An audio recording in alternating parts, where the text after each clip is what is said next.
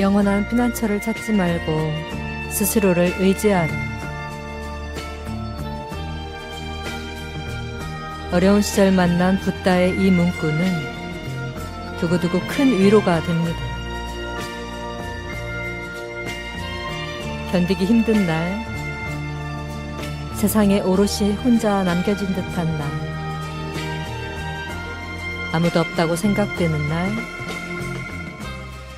모든 걸 포기하고 싶어지는 날,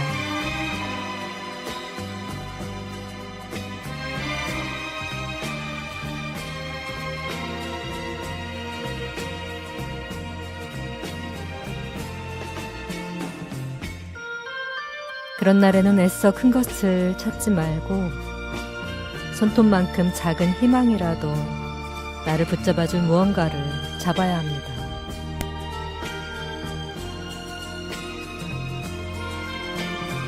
이름이거나 얼굴이거나 이유이거나 핑계가 되어주는 놓을 수 없는 것이 가슴에 남아있기 마련이죠.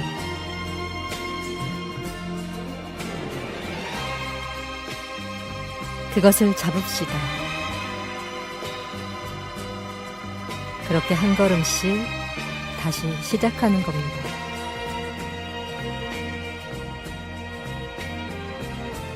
천천히, 그리고 단단하게.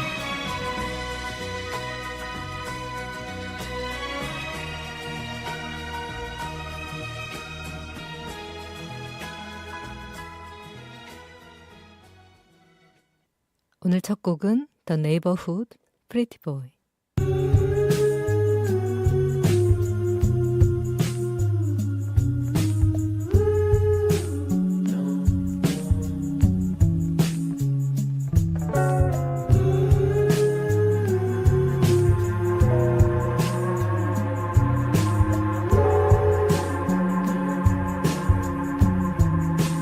Even if my heart stops beating, you're the only thing I need.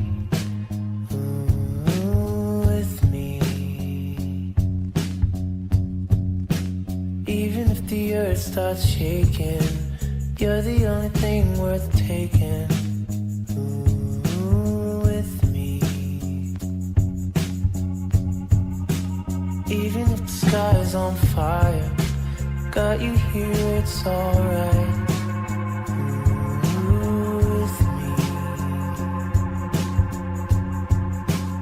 If it's all over, I'm taking this moment. Ooh, with me.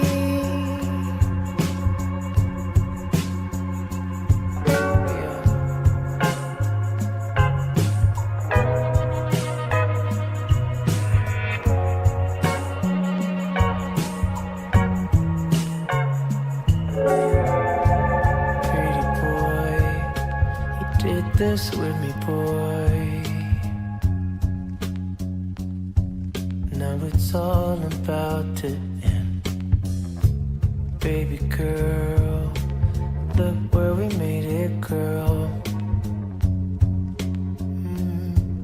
Now we're falling as long as I got you. I'm gonna be alright. As long as I got you, yeah. I'm not afraid to die. I'm alright. Even if my heart stops beating, you're the only thing I need. With me. Even if the earth starts shaking, you're the only thing worth taking along. With me. Even if the sky is on fire, got you here, it's alright. With me. And if it's all over, I'm taking this moment.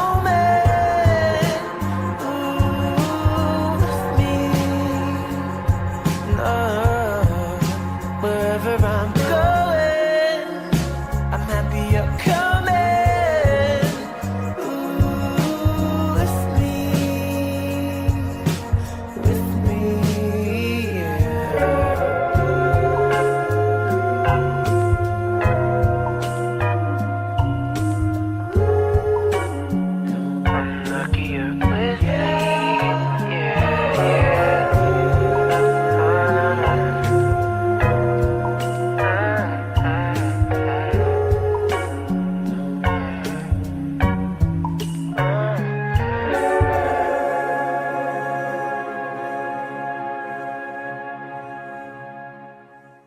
더 네이버후드의 프리티 보이 듣고 왔습니다.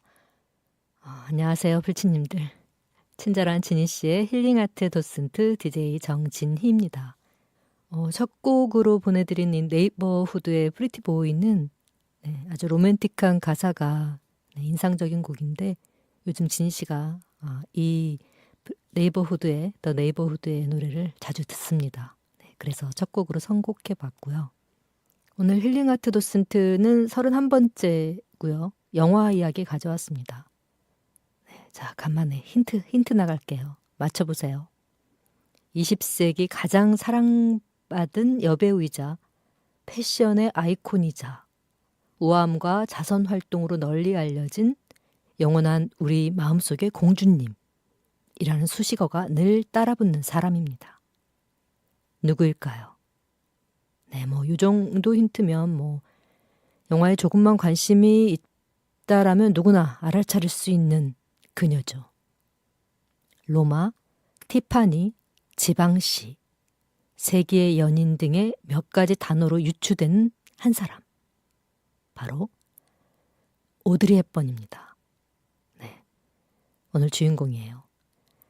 이 헐리우드를 대표하는 배우이자 우리 곁을 떠난 이후에도 계속해서 회자가 되고 있는 20세기의 아이콘, 세기의 연인, 시대를 막론하고 많은 이들에게 사랑받으며 영감의 원천이 되고 있는 오드리 헵번의 주요 출연작과 함께 우리가 잘 알지 못했던 그녀의 삶을 지금부터 들여다보겠습니다. 준비되셨나요?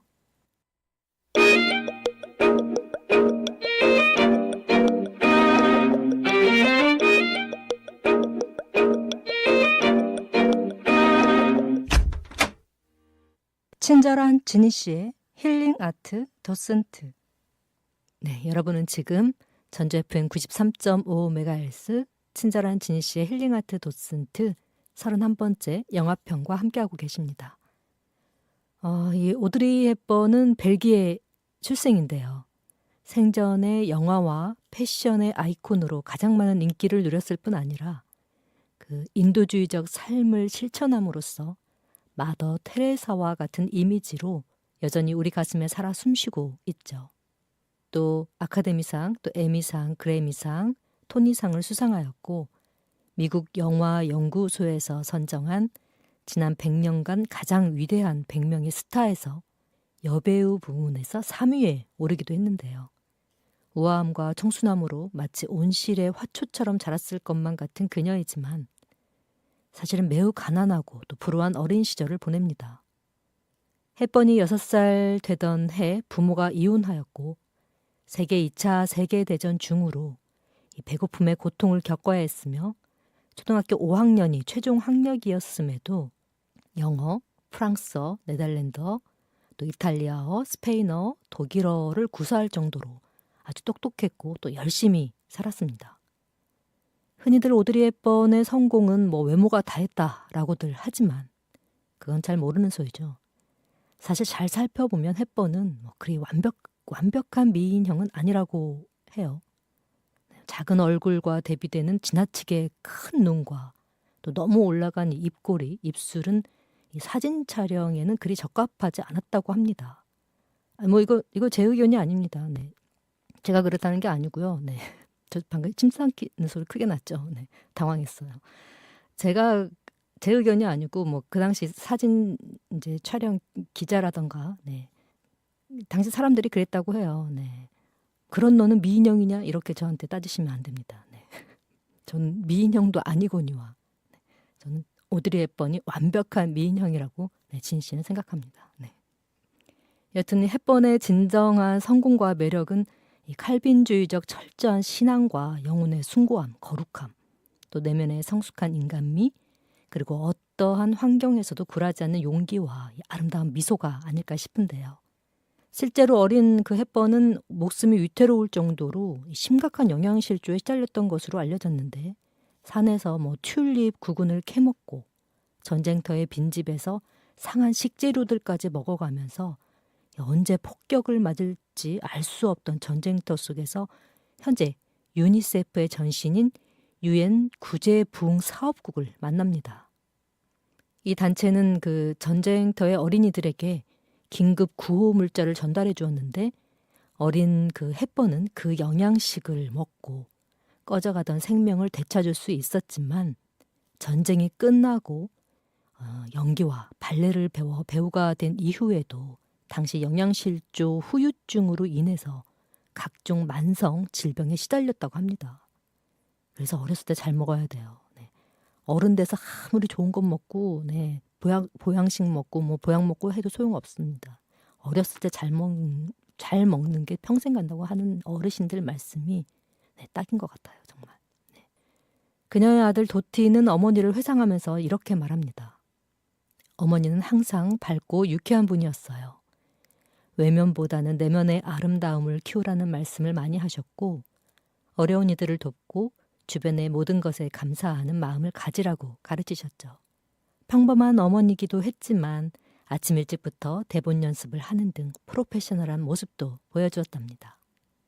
1988년 유니세프의 국제 친선 대사로 임명된 햇번은 화려한 배우로서의 길을 접고 어린 시절 유니세프로부터 본인이 받은 도움을 전 세계 어린이들에게 돌려주기로 결심합니다. 그러기 위해 떠나죠. 세계로. 전쟁이나 자연재해로 인해 어린이들이 고통받는 곳엔 오드리 헵번이 늘 중심에 있었고 또 유니세프 구호팀과 함께 수단, 케냐, 온두라스, 소말리아 등 12개국을 방문하면서 영양실조 치료식, 식수, 백신, 치료제 등의 구호 물품을 전달합니다. 헵번이 유니세프와 마지막으로 간 곳은 800만 명이 굶주리고 있던 소말리아였는데 이 부서질 듯 아픈 몸을 이끌고 여정 내내 아프리카 사막을 가로지르는 여정을 계속하면서 목마름과 배고픔으로 죽어가는 어린이들에게 아름다운 손길을 내밀어줍니다. 소말리아 방문 후 몸에 심각한 이상 증세로 병원을 찾은 헵번은 이 대장암 판정을 받고 이어 큰 수술을 받지만 이미 암세포가 몸 전체로 퍼진 상태여서 더 이상 손을 쓸 수 없는 지경에 이르렀고 1993년 1월 20일 20세기의 아이콘이자 세계의 연인이었던 오드리 헵번은 두 아들이 지켜보는 가운데 아름다웠던 생을 마감합니다.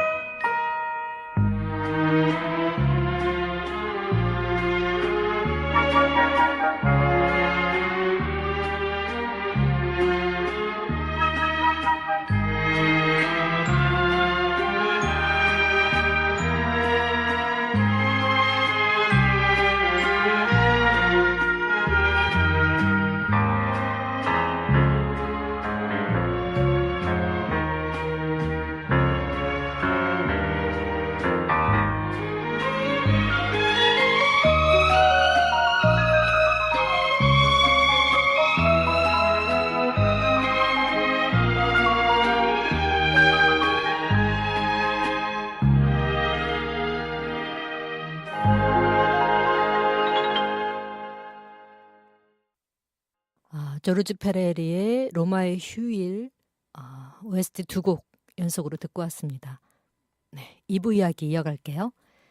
2부에서는 그 오드리 헵번의 대표작이라고 할 수 있는 영화 3편을 도슨트 해드릴 건데요. 먼저 첫 번째 영화는 뭐 오드리 하면 로마의 휴일이고 로마의 휴일 하면 오드리죠. 이건 뭐 2차 방정식 공식 마냥 딱 떨어지는 정답입니다. 정답. 로마를 방문한 앵공주는 어느 날 밤 몰래 대사관을 빠져나와 우연히 미국인 기자 조를 만나죠. 그레고리 팩이죠. 네. 그와 함께 하루 동안 로마 시내를 투어하죠. 자유를 만끽하죠. 사랑에 빠집니다. 사실 너무 단순하고 뻔해서 새로울 것 하나 없어 보이는 로마의 휴일의 저사는 아카데미 각본상을 받을 정도로 당시만 해도 꽤나 매력적인 소재였던 것 같아요. 로맨틱 코미디의 고전이 될 정도니까. 네.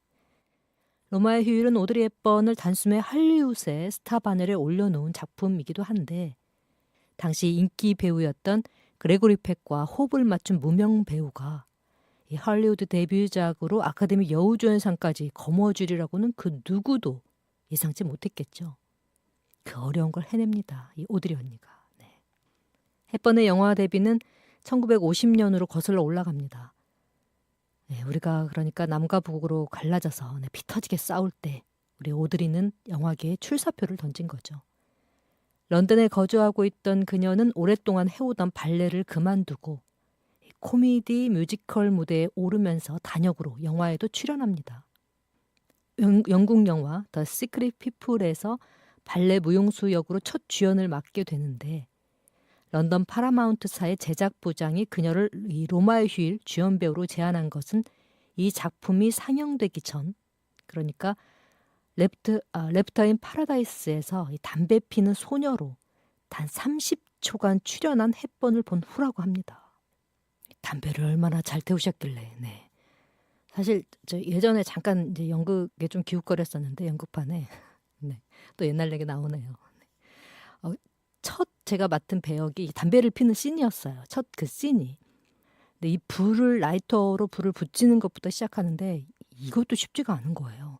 계속 불이 붙지 않고 꺼지고 하는데 이제 연습을 어쨌든 했어요. 해서 딱 무대에 올랐는데 라이터를 딱 켰는데 이게 안 켜지는 거예요. 계속 이렇게 돌아가니까. 그러다가 이제 한 세 번, 네 번 하다가 불이 붙었어요. 이제 불이 붙고 나면 담배를 깊게 한번 들이쉰 다음에 후 하고 뱉고 대사를 이제 쳐야 되는데 이게 이제 불이 안 붙는 데서 이미 당황했잖아요. 담배를 후 들이마시는데 정말 그 들이마시는 순간 바로 이게 이제 재채 콜록콜록 기침이 네, 기침을 연신하느라 대사도 못하고 이제 망했다. 지난 첫 공연이었는데 첫 공연을 그렇게 연습을 그렇게 많이 했는데도 담배 피는 씬을 그래서 망했다 했는데 딴소리 했어요. 잠깐 또. 이 공주 역에는 미국식 악센트가 없고 또 공주 교육을 받았다고 느껴질 만한 우아한 그 분위기의 배우가 필요했는데 그녀가 딱이었던 거죠. 1929년 벨기에 브뤼셀에서 태어난 헵번은 자라면서 이 프랑스어를 썼고 아버지와 어머니가 각각 영국과 네덜란드 국적이었기 때문에 영어와 네덜란드어까지 자연스럽게 섭렵하게 됩니다. 뿐만 아니라 스페인어와 이탈리아, 독일어까지 무려 6개 국어를 할 만큼 언어에 능통했죠. 유럽 대륙에서 자라고 교육받은 덕에 영국 계급 체제에 어디에도 속하지 않는 고급스러운 억양을 갖게 되었고 음성은 명쾌했으며 이 발레로 다져진 몸짓에는 기품이 있었죠. 그러니까 우아미, 교양미, 기품미, 품격미, 격조미 또 뭐가 있나요? 아무튼 이 아름다움이란 아름다움을 다 이제 지니신 거죠.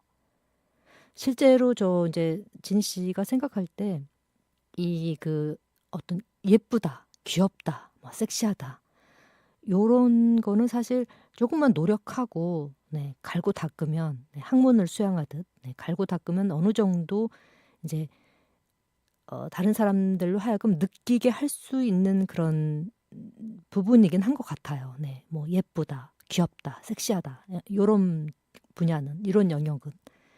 그런데 이 뭐 우아하다거나 뭐 교양미, 깊음미, 품격미, 격조미 뭐 요런 것들은 노력한다고 해서 단시간에 얻어지는 그런 영역은 아니라는 거죠. 그러니까 정말 그 타고난 뭔가 그 타고난 아우라가 있는 것 같아요. 네. 특히 그 햇번을 볼 때마다 느끼는 건데 정말 그 격조 높은 우아한 그 공주님의 품격이 그 아우라가 이 몸 전체에서 이렇게 흘러나온다고나 할까요? 뿜어져 나온다고나 할까요? 예, 여튼 그런 느낌이 듭니다. 사실 그런 아름다움을 갖기란 쉬운 일이 아니죠. 네. 그만큼 내면이 아름답기 때문에 외면으로까지 그게 이렇게 뿜어져 나오는 게 아닌가 싶네요. 감독이 처음 캐스팅을 시도했던 배우는 관능적인 매력으로 유명했던 엘리자베스 테일러였다고 합니다. 테일러와 전혀 다른 이미지를 가진 햇번의 앵공주는 당시 선호되지 않았던 마른 몸 또한 아름답다는 것을 보여줬을 뿐 아니라 앵공주가 로마 시내 미용실에서 충동적으로 깎아제꼈던 그 쇼컷의 헤어스타일과 소매를 걷어올린 블라우스 그리고 또 허리를 강조하는 A라인 스커트, 뿔스커트죠. 뿔스커트와 또 목에 메고 다녔던 그 뿌띠 스카프, 이 스카프까지 이른바 햇번 스타일을 세트로 전 세계에 유행시키면서 그야말로 강타를 하죠. 이로써 노마의 휴일은 새로운 헐리우드 스타이자 유행의 새 아이콘을 탄생시켜버린 기념비적인 작품이 됩니다. 로마의 휴일의 촬영을 끝낸 햇번은 다시 무대로 돌아와서 콜레트의 소설인 지지를 원작으로 한 브로드웨이 연극으로 순회 공연을 다녔고 이후 선셋대로 또 뜨거운 것이 좋아 또 잘 알려진 빌리 와일더가 메가폰을 잡고 또 필립 루아르를 대표하는 배우였던 이 험프리 보카드와 함께한 영화 사브리나로 캐스팅이 됩니다. 햇번은 부유한 롱아일랜드 가문에서 일하는 운전기사의 외동딸인 이 사브리나로 등장을 하죠. 어린 사브리나는 이 가문의 사고뭉치 둘째 아들인 데이비드, 그러니까 윌리엄 홀든 역이죠. 데이비드를 오랫동안 짝사랑해왔는데 이를 걱정스럽게 여긴 아버지가 그녀를 파리에 있는 요리학교로 유학을 보내고 파리에서 2년여의 시간 동안 사브리나는 자신감 만렙장짝한 커리어 우먼으로 변신합니다. 그것이 표현된 영역이 바로 패션인데 파리에서의 장면들과 또 이 롱아일랜드에서 돌아오는 장면에서 사브리나는 프랑스 디자이너인 지방시가 만든 옷을 입고 등장합니다. 근데 이 장면은 햇번이 감독에게 직접 제안을 한 것으로 영화라는 매체를 통해 배우에 대한 의상 협찬이 이루어진 최초의 사례라고 합니다. 어쨌든 또 이 어려운 걸 또 해내는 우리 드리드리 오드리 언니. 특히 그 햇번의 길고 가느다란 다리는 시크하게 다리가 또 이 지방시의 옷을 아주 시크하게 소화를 해냈는데 복숭아뼈가 보이는 길이의 그 팬츠와 플랫 슈즈는 이후 사브린느 팬츠와 사브린느 슈즈라는 명칭으로 굳어져서 불릴 정도로 유명해집니다. 뭔 패션인지 좀 더 구체적으로 상세하게 묘사해봐봐라고 저한테 요구하시면 안 됩니다. 누가 그렇다고 하길래 그런 줄 알지 몰라요. 지방시고 서울시고 저는 모릅니다.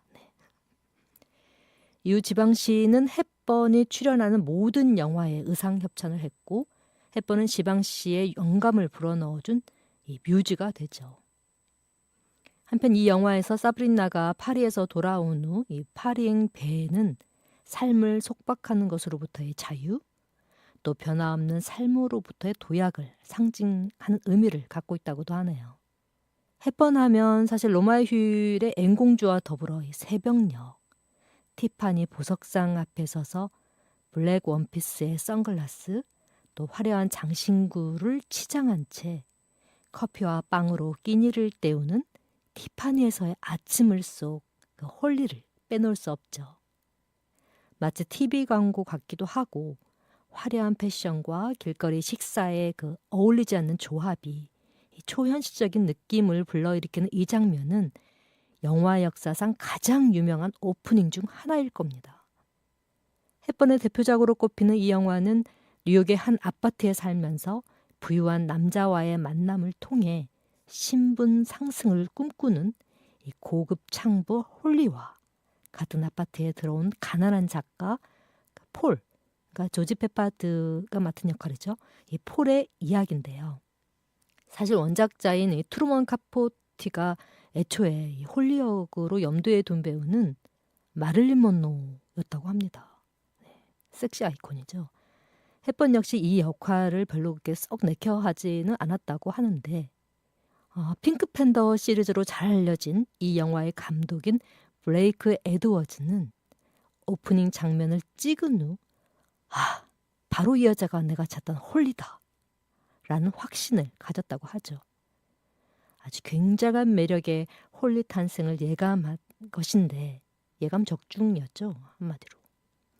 수수한 차림으로 비상계단 창틀에 걸터 앉아 기타를 치면서 문리버를 노래하는 이 장면은 그야말로 이 영화의 시그니처가 됩니다. 영화 티파니에서의 아침을 안 본 사람은 있어도 이 장면을 한 번쯤 안 본 사람은 없을 테니까요. 네, 장담합니다. 헵번이 편안한 연기를 끌어내도록 할리의 그 성격을 정화시켜주는 장치로서 도입된 그러니까 기타를 치면서 노래를 부르는 장면은 도시적인 세련미와는 어울리지 않는 곡이긴 하지만 할리가 시골 출신의 여성이라는 배경을 암시해주는 동시에 그녀가 가진 순수함과 또 천진난만함을 드러내주기도 하죠. 헨리 맨시니가 작곡한 문리버는 이후 이제 아카데미 시상식에서 음악상과 주제가상을 수상했을 뿐 아니라 그래미상 올해의 음반에도 선정되는 등 영화의 주제곡을 넘어 오드리 헵번의 넘버가 됩니다. 음악 듣고 가자는 얘기죠, 이건. 카롤라 브루니가 부르는 문리버, 그리고 영화 사브리나의 OST 장밋빛 인생 두 곡 듣고 올게요.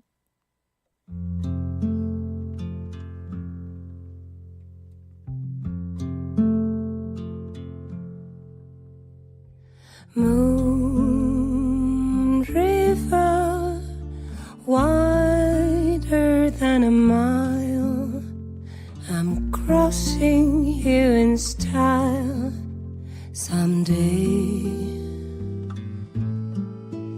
Oh, dream maker, you heartbreaker,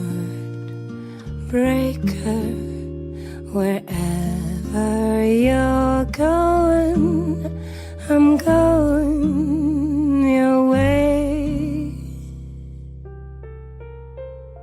Two drifters off to see the world. There's such a lot of world to see.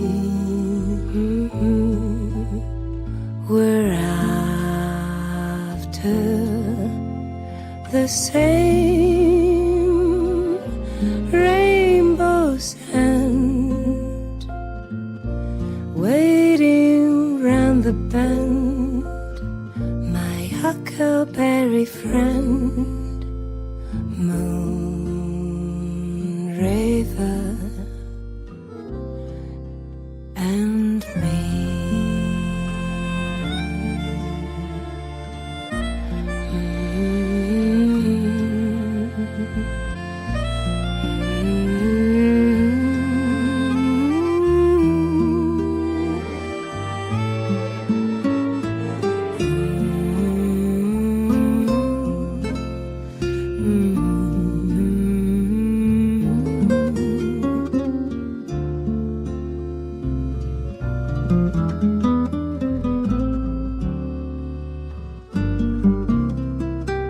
Two drifters off to see the world.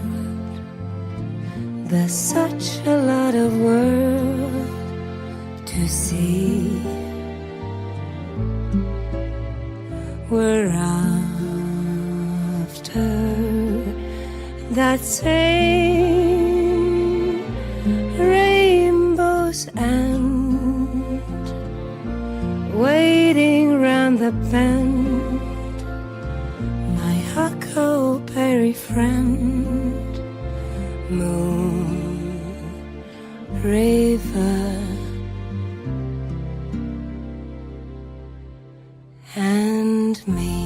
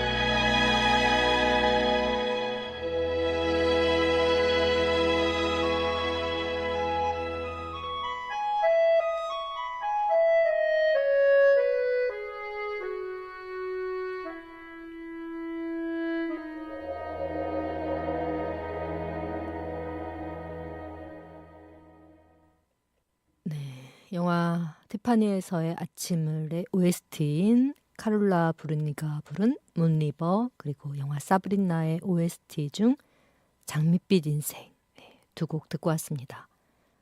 3부 이야기 이어갈게요. 이 헵번은 생전 유니세프 홍보대사로 활동을 하면서 많은 명언과 또 어록들을 남겼는데요. 헵번이 자녀들에게 마지막으로 읽어줬던 그 시와 어록들을 그녀의 아름다운 마음을 추억하면서 들려볼게요. 나는 우리 대부분이 살아있다는 것이 얼마나 멋진 것인지를 인지하지 못한 채 표면적으로만 살고 있다는 것을 잘 알고 있다. 나이가 들어가면서 당신은 당신에게 두 개의 손이 있다는 것을 알게 될 것이다. 하나는 당신 자신을 도와주기 위한 것이고 다른 하나는 다른 이들을 도와주기 위한 것이란 것을 말이다. 진정한 친구란 당신이 선택할 수 있는 가족과 같은 것이다. 삶에서 가장 중요한 것은 삶을 즐겁고 행복하게 사는 것이다. 그리고 이것이 삶의 전부이다. 당신을 미소 짓게 하는 것이라면 그 어떤 것도 후회하지 마라. 당신이 당신 자신으로부터 아무리 도망 다닌다 하더라도 결국 당신은 당신 자신에게로 돌아오게 될 것이다. 질 높은 교육은 한 세대를 통해 사회를 변화시킬 수 있다. 그리고 아이들을 노동 착취나 질병으로부터 보호해 줄 수도 있고 아이들에게 지식, 기술과 자신감을 줌으로써 그들의 잠재력을 최대한으로 발휘할 수 있도록 도와줄 수도 있는 것이다. 나는 제3세계라는 말을 좋아하지 않는다. 왜냐하면 이 세상은 하나의 세계이기 때문이다. 삶은 파티이다. 그렇기에 그에 맞는 옷을 입어라. 화장품은 당신의 외면만 아름답게 가꾸어 주는 것이다. 그렇기에 내면이 추하다면 아무런 소용이 없다. 단 화장품을 먹지 않는다면 말이다. 나의 성공이 계속 유지되기를 바라는 것은 너무 과한 것일 것이다. 그렇기에 나는 그것을 원하지는 않는다. 그냥 내가 하는 것은 내 일에 최선을 다하는 것과 희망을 가지는 것뿐이다. 나의 삶을 통틀어서 내가 가장 좋아하는 시간은 책을 읽는 시간이었다. 사회적으로 사람들과 어울리던 시간이 아니었다는 말이다. 이 세상의 어느 누구도 당신을 필요로 하지 않을 때에는 바로 당신이 죽는 그날일 것이다. 나는 나의 삶 자체를 심각하게 받아들이지 않는다. 하지만 나는 내 삶에서 내가 행하는 것들에 대해서는 심각하게 받아들인다. 당신이 가장 사랑하는 것이 무엇이든 그것을 잃게 되는 것이 두려울 수 있다. 당신도 알겠지만 모든 것은 변한다. 그리고 이것을 생각해봐라. 당신은 길을 건너갈 때 차에 치이지 않기 위해서 왼쪽과 오른쪽을 모두 볼 것이다. 하지만 당신이 알아야 할 것은 당신은 결국 길을 건너야 한다는 것이다. 나는 공동의 죄책감에 대해서는 믿지 않는다. 하지만 공동의 책임에 대해서는 믿고 싶다.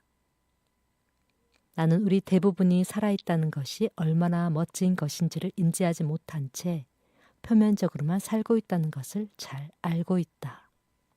네, 여기까지 오드리 헵번이 남긴 명언과 어록들 만나봤고요. 이어서 헵번과 관련된 다양한 이슈와 재조명된 사실들을 좀 몇 가지 살펴보겠습니다.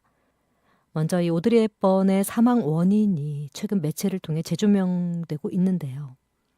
그녀는 1992년 소말리아 방문 이후 복통을 호소했고 초기에는 아메바증으로 진단받았으나 이후 대장암 판정을 받고 바로 수술에 들어갔지만 결국 상태가 악화되어 1993년 1월 20일 향년 63세로 생을 마감하고 마는데요.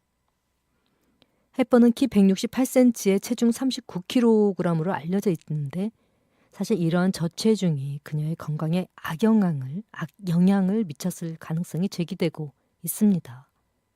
특히 그녀의 사망 당시 복부에 점액이 가득 차 있었다는 보고가 있었는데 최근에 제가 우연히 그 헵번 관련 검색을 하다가 이 부분에 대해 알게 된 충격적인 사실이 있어서 좀 공유를 하자면요.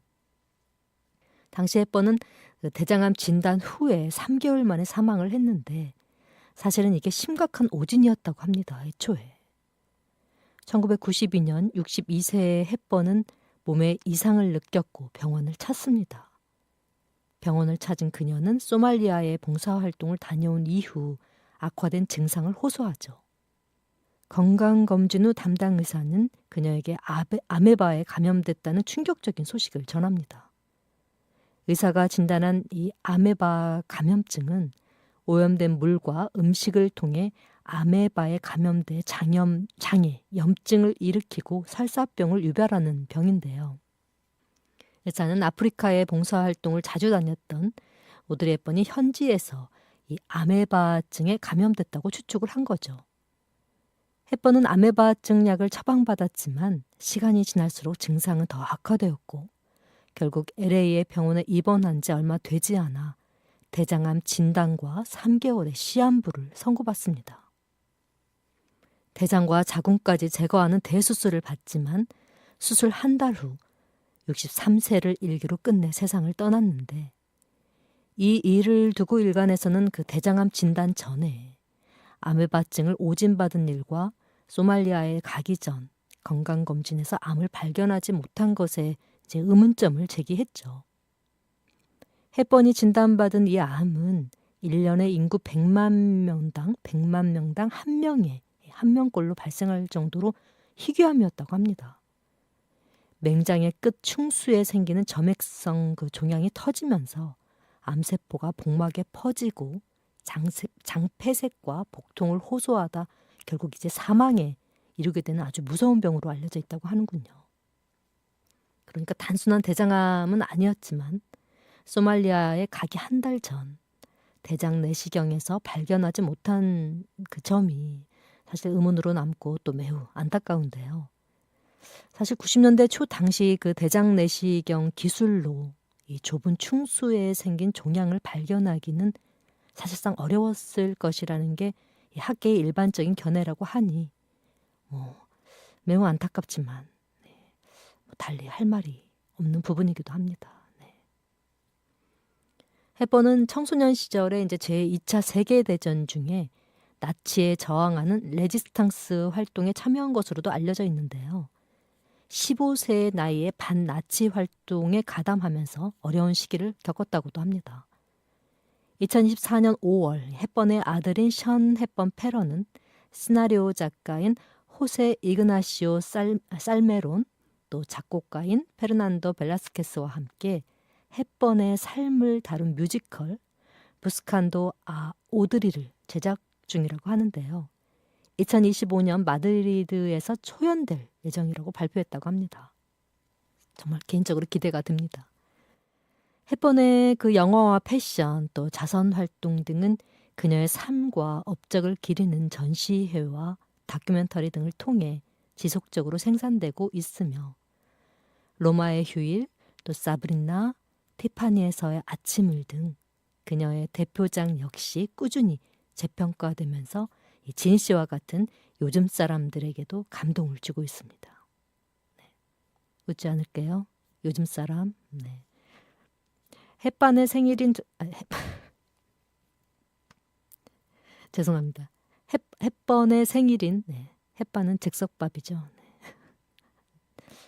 실수했는데 저 이러다가 오드리 햇번님 팬덤에게서 저항받을 것 같아요. 죄송해요.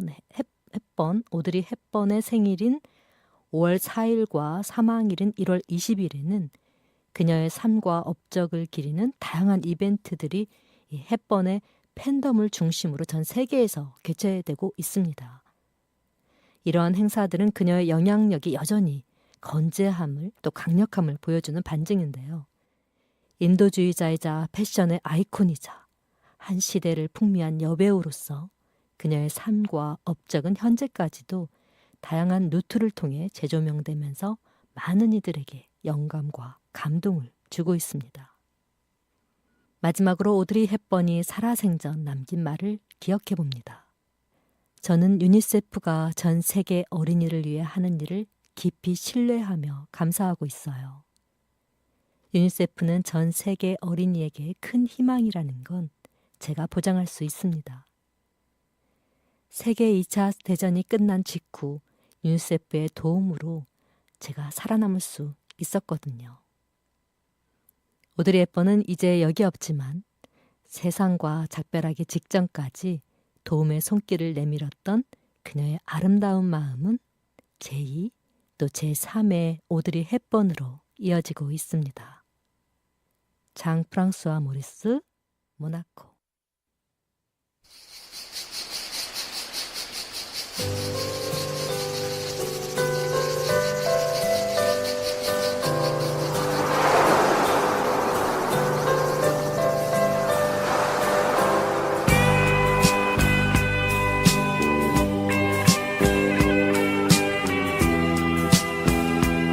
Monaco. 28 degrés à l'ombre. C'est fou. C'est trop. On est tous seul au monde. Tout est bleu, tout est beau. Tu fermes un peu les yeux, le soleil est si haut.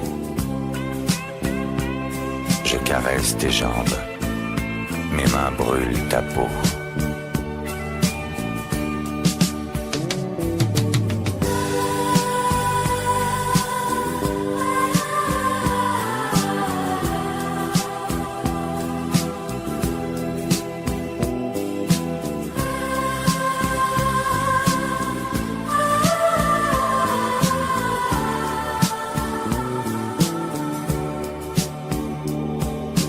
Ne dis rien, embrasse-moi quand tu voudras.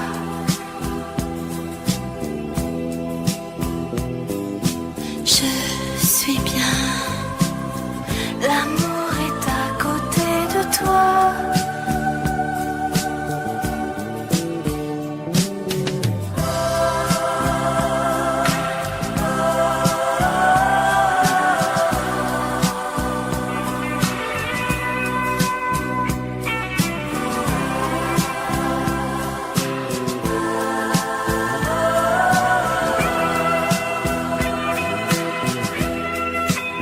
On est bien.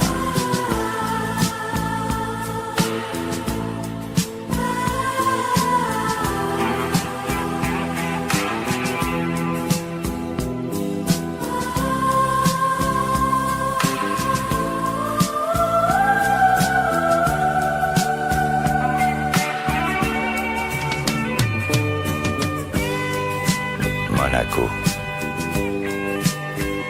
28 degrés à l'ombre. Tu ne dis plus un mot. J'éteins ma cigarette. Il fait encore plus chaud. Tes lèvres ont le goût d'un fruit sauvage. Et voilà, comme une vague blonde, tu m'emportes déjà. Ne dis rien, l'amour est au-dessus de moi.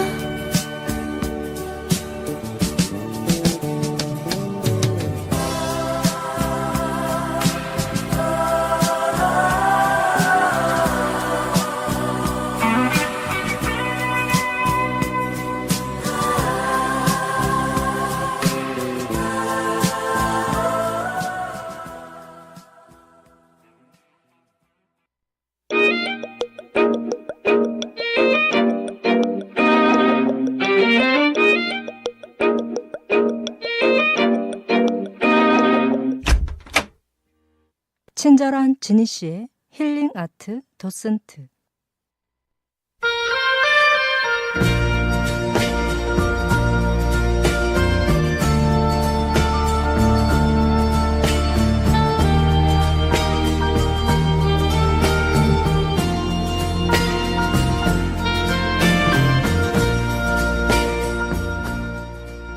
스크린을 넘어 시대를 초월한 우아함과 따뜻한 영혼의 소유자,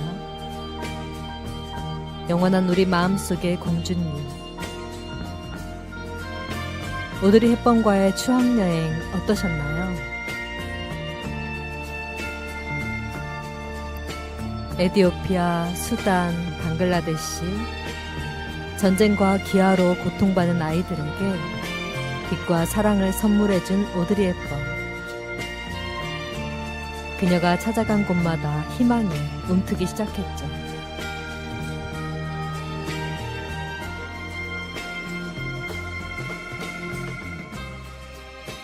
흑백 필름 속에서도 빛났던 그녀의 환한 미소와 아름다움을 넘어 마음으로 기억되는 그녀의 삶은 영화 속에서는 사랑스러운 공주의 아이콘으로, 또 현실에서는 보다 빛나는 삶의 보편적 가치와 인류애를 추구했던 사랑과 헌신의 아이콘으로 빛나고 있습니다. 헵번이 남긴 최고의 명작은 로마의 휴일도, 사브리나도, 티파니에서 아침을도 아닌 그녀가 보여준 삶 그 자체가 아닐까요?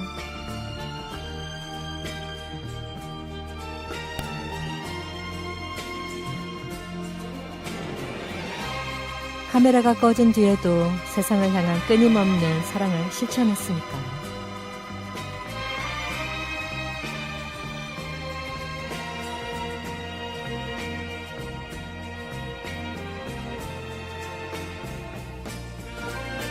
아름다운 눈을 갖고 싶다면 타인을 따뜻한 시선으로 바라보라던 햇번의 말을 곱씹으며 진씨는 이만 물러갑니다. 다음 시간에 더 유익하고 재미있는 예술 이야기로 먼저 와서 기다릴게요. 오늘도 감사합니다. 덕분입니다.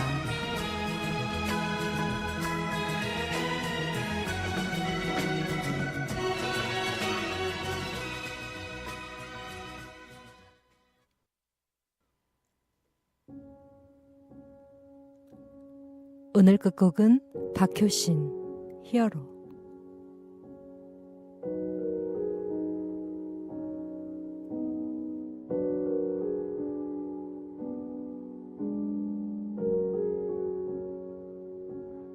어젯밤에 꾸었던 꿈에 나는 너의 노래가 되어 작은 숨소리 그 위를 걷는 가장 예쁜 소리로 사랑을 말했네. 빛이 드는 창가에 걸린 바래져간 그림 속에 난 망토를 입고 하늘을 나는 너의 영웅이 되어 남겨져 있네. 영원히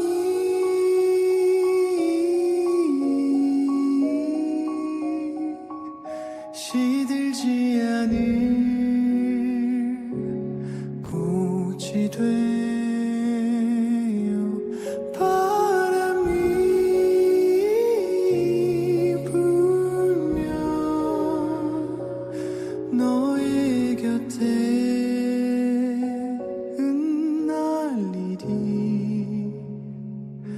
햇살 아래 나란히 걷던 우리 집 앞 그 모든 길목에 뒤돌아보며 손을 흔들며 매일 오가는 너를 바라보겠네.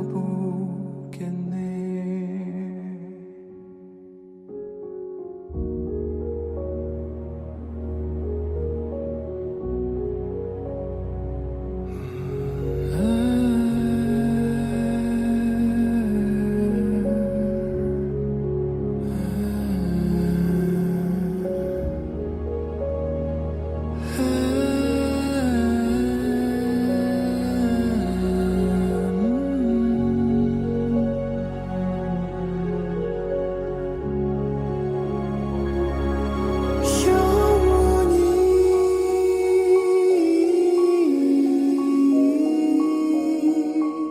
시들지 않을